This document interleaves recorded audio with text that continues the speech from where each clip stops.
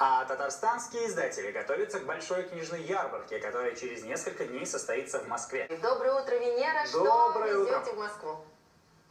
Добрый день, уважаемые телезрители! Да, действительно, татарское книжное издательство готовится к участию в грандиозном событии этой осени, грандиозном событии в литературной жизни страны. Со 2 по 6 сентября в Москве состоится 33-я международная книжная ярмарка. Татарское книжное издательство здесь представит более 200 наименований книг тиражом более 1000 экземпляров.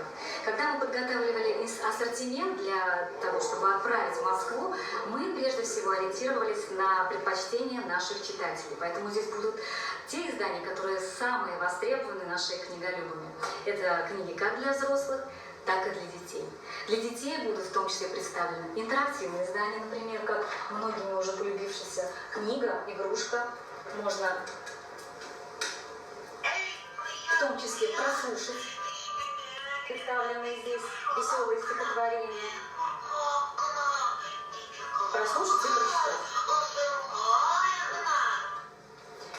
Также будут представлены сборники, к примеру, татарские народные сказки, издания, которые содержат самое большое количество сказок на сегодня, которые известны многими нашими читателями. В том числе будут представлены такие книги, как «Татарские имена». Также в числе книг будут представлены различные книги-альбомы. К примеру, как вот такое издание, как «Республика Татарстан». Надо сказать, что практически каждая страница этого издания снабжена огромным количеством фотографий и очень ценной информации об истории Республики Татарстан. Также будут представлены издания современных авторов, которые уже полюбились нашими читателями. Например, книги Ольги Ивановой из серии «Повелительницы Казани». В том числе будут представлены книги других молодых авторов.